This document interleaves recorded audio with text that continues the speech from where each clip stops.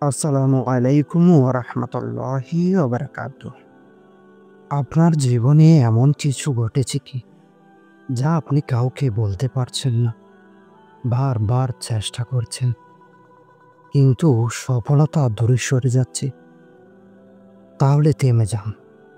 কারণ হতে পারে আল্লাহ এখনো আপনাকে পছন্দ করেননি। হ্যাঁ, শুনতে ভয়ংকর, কিন্তু এরই মাঝে লুকিয়ে আছে এক অলৌকিক সত্য। এমন কিছু মানুষ আছেন যাদের আল্লাহ নিজে পছন্দ করেন। তারা আলাদা, আর তাদের জীবনে থাকে এমন ৩টি গোপন অভ্যাস, যেগুলো তাদেরকে আল্লাহর প্রিয় বানিয়ে তোলে। তো আজকের এই ভিডিও আপনি যদি মনোযোগ দিয়ে দেখেন, তাহলে হয়তো আপনি নিজেই বুঝতে পারবেন আপনার ভেতর সেই অভ্যাসগুলো গড়ে উঠছে কিনা। আর যদি না থাকে, তাহলে আপনার সামনে আছে এক স্পষ্ট দিক নির্দেশনা, কিভাবে আপনি আল্লাহর পছন্দের একজন হতে পারেন। আমরা অনেকেই নামাজ পড়ি, দোয়া করি, ভালো কিছু করার চেষ্টা করি, কিন্তু তারপরেও ভেতরে একটা শূন্যতা থেকে যায়। কেন? কারণ হয়তো আমরা কাজ করছি, কিন্তু সেই গভীরতা, সেই গোপন অভ্যাস আমাদের জীবনে নেই। আপনি কি জানেন, এমন অনেক সাহাবী ছিলেন যাদের নামে মানুষ খুব কম জানে, কিন্তু আল্লাহ তাদের খুব পছন্দ করতেন। তারা কি করতেন জানেন? উত্তরটা আপনাকেই খুঁজে বের করতে হবে। তো আজকের এই ভিডিওর ভেতরে সবাই আল্লাহকে ভালোবাসে, কিন্তু সবাই কি আল্লাহর পছন্দের মানুষ? প্রশ্নটা খুবই সহজ, কিন্তু উত্তর ভয়ঙ্কর। কারণ যদি আপনি আল্লাহর প্রিয় না হন, তাহলে আপনার কষ্ট, দুঃখ আর ব্যর্থতার পেছনে যেই রহস্যটা লুকিয়ে আছে, সেটা আপনি কখনো বুঝতে পারবেন না। তো দেরি না করেই চলুন শুরু করা যাক। প্রথম অভ্যাস, তারা গোপনে কান্না করে আল্লাহর সামনে। যারা আল্লাহর প্রিয়, তারা মানুষদের সামনে নয়। তারা একা হলে, রাত গভীর হলে চোখের পানি পেলেন আল্লাহর সামনে। কোরআনে আল্লাহ বলেন, তাদের পক্ষ থেকে চোখের পানি ঝরে পড়ে।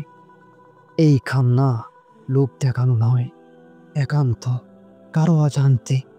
এই কান্না পরিবর্তন করে বাক্য, মুছে দেই গুনাহ। আপনি শেষ কবে একাকী কান্না করেছেন আল্লাহর জন্য? না দুনিয়ার ব্যথায়, বরং শুধু আল্লাহকে ভালোবাসার ব্যথায়।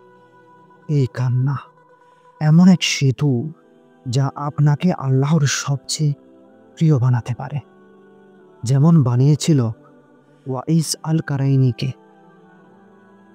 অভ্যাস ২, তারা কোনো ভালো কাজ করেও লুকিয়ে রাখে।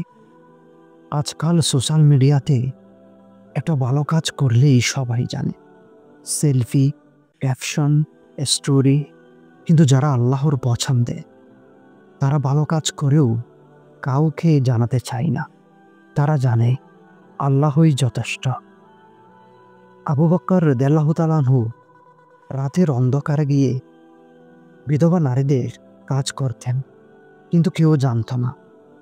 এমনকি উমর রাদিয়াল্লাহু তাআলা আনহু পর্যন্তও জানতেন না। আজকাল কেউ এক বস্তা চাল দান করলেও ফেসবুক লাইভ ছাড়া শান্তি নেই।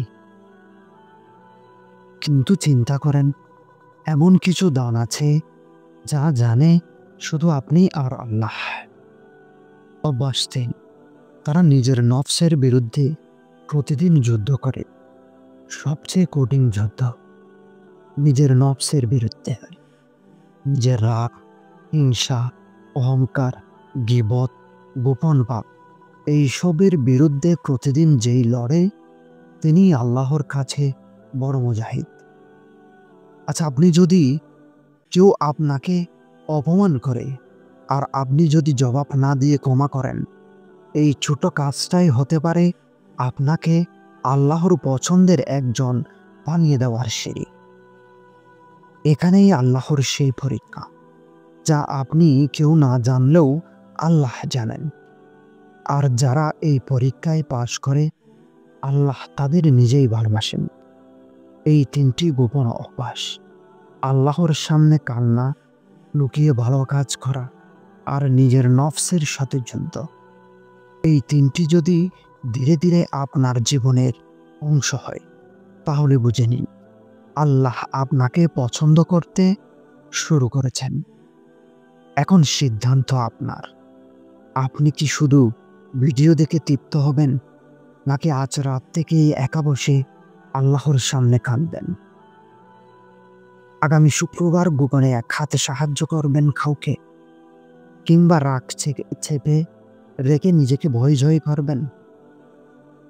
আল্লাহ যাদের পছন্দ করেন, তাদের প্রতি শয়তান সবচেয়ে বেশি আগ্রহী হয়, এবং তখন সেই 3টি ছদ্মবেশে আপনাকে ধ্বংস করতে আসে। তো কি সেই 3টি ছদ্মবেশ? সেটা আমরা পরবর্তী ভিডিওটিতে জানার চেষ্টা করব। কিন্তু তার আগে নিজেকে প্রস্তুত করুন, কারণ আপনার অন্তর যদি আল্লাহ পছন্দ করার যোগ্যতা তৈরি হয়ে যায়, আপনার সবচেয়ে বড় শত্রু আপনি নিজেই। আপনার রাগ, হিংসা, অহংকার, কামনা, এই নফস যদি আপনি প্রতিদিন কষ্ট দিয়ে নিয়ন্ত্রণ না করেন, আপনি আল্লাহর পছন্দের মানুষ হতে পারবেন না। রাসূল করিম সাল্লাল্লাহু আলাইহি ওয়াসাল্লাম বলেন, যেই ব্যক্তি প্রকৃত মুজাহিদ, সেই ব্যক্তি প্রকৃত মুজাহিদ, যে নিজের নফসের সাথে লড়াই করে আল্লাহর পথে। কেউ আপনাকে অপমান করল, আপনি মুখ বন্ধ রাখলেন। কেউ আপনাকে ঠকালো, আপনি আল্লাহর উপর ছেড়ে দিলেন। কেউ গীবত করল, আপনি জবাব দিলেন না। আপনি হেরে যাননি, বরং আপনি জিতেছেন। যদি প্রতিদিন আপনার ভেতরের পশুর সাথে লড়েন, তাহলে জানবেন আপনি আল্লাহর নজরে আছেন। কারণ আল্লাহ পছন্দ করেন তাদের যারা নিজের উপর বিজয়ী হয়।